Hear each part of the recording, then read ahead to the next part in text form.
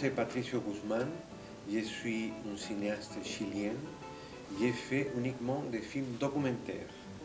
J'étais là pour faire une présentation devant cette école-là. Je suis très content d'être ici et c'est tout. Amour. J'aime beaucoup un film qui s'appelle Hiroshima, mon amour. C'est un film d'Alain René, je pense, oui. C'est un film très vieux, mais l'amour, c'est le mot principal du film. L'amour, c'est tout dans le film. Ça veut dire c'est comme la force qui fait possible le film entier. C'est pour ça que quand tu me parles d'amour, je te parle immédiatement de ce film. C'est formidable, magnifique.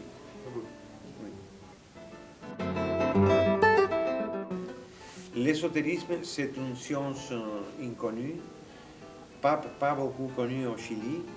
Je pense que ça appartient à un groupe de personnes, mais ce n'est pas dans le domaine général des Chiliens, l'ésotérisme.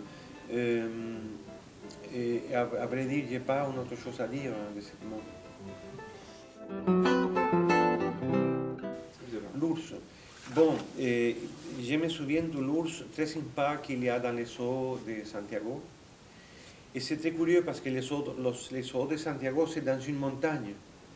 Dans la moitié de la montagne, c'est les eaux. Le parc zoologique. C'est très rare parce qu'il faut aller en funiculaire, tout descendre et c'est les eaux. Et là, il y a un ours triste parce qu'il est seul, solitaire. Les autres sont morts parce que ce n'est pas bon le climat de l'est du Chili pour l'autre sont des ours qui sont dans le sud. Donc, j'ai un souvenir un peu préoccupant de cette ours blanche seule. La langue. Je n'aime pas la langue en tel que plat pour manger. C'est horrible, la langue. Il y a des personnes qui demandent une langue. C'est rare. Et la langue en telle que langue, c'est magnifique parce qu'à partir de la langue, on a presque 215 langages différents dans la Terre. Donc c'était subtil la langue. Ah oui. Il y a un film de Stan Neumann, c'est un documentariste très, très bon, très, comment dire, il a fait des films d'architecture, mais qu'à partir de l'architecture, tu penses beaucoup. C'est magnifique, Stan Neumann. Et il a fait un film qui s'appelle La langue ne monte pas. Ça veut dire qu'il cherche les paroles du nazisme qui sont encore dans notre langue. Il explique la langue du Troisième Reich. Et il explique tout à fait, il explique la langue des nazis en Allemagne. C'est un film magnifique, symbolique et aussi très bon à voir. Bateau, c'est le principal moyen de communication dans le sud du Chili.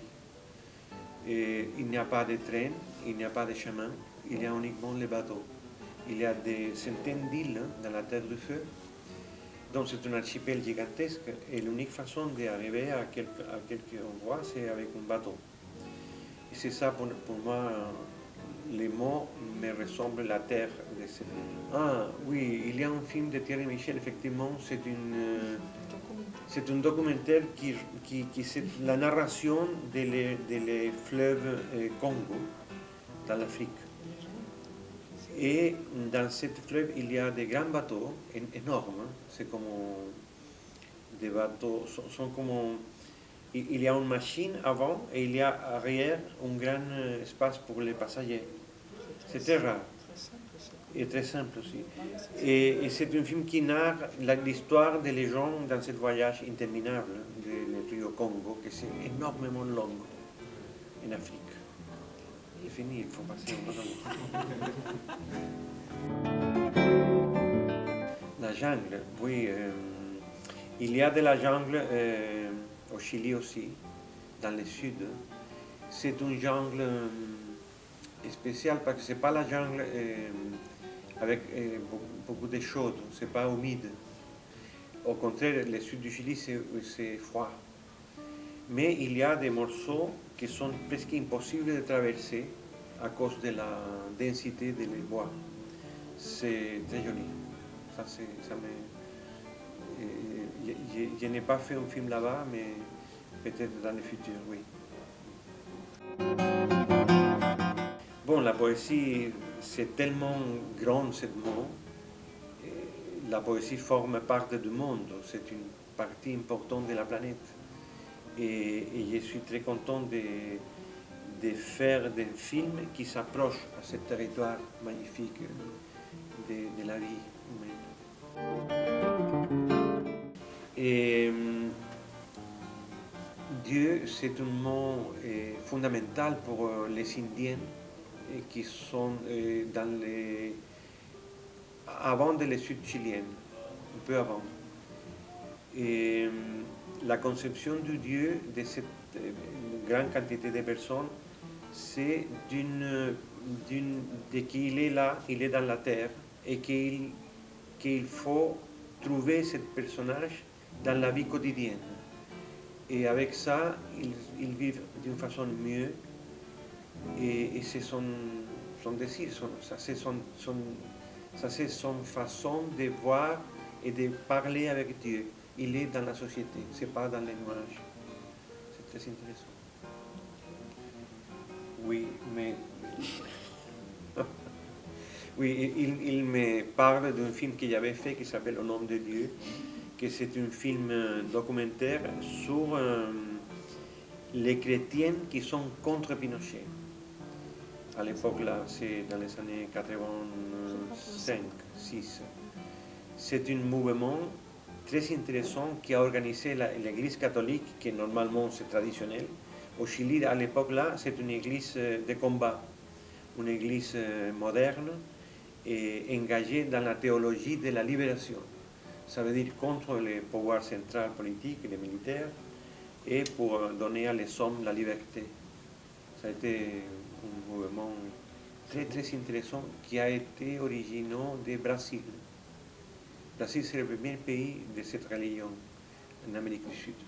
Il y a 3 pôles. Il y a le Brésil, le Centro-Amérique, Guatemala, le Mexique et le Chili. Sculpture. Bon, sculpture, c'est une façon... Sculpture, alors... Je pense que c'est une façon de transformer un homme en un homme de pierre, ou un cheval en un cheval de pierre. C'est une façon de transformer les choses qui sont dans la vie dans ces matériaux plus durables. C'est ça pour moi, une sculpture.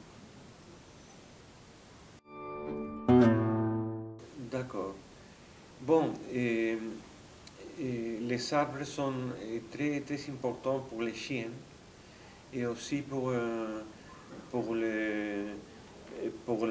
les villes modernes.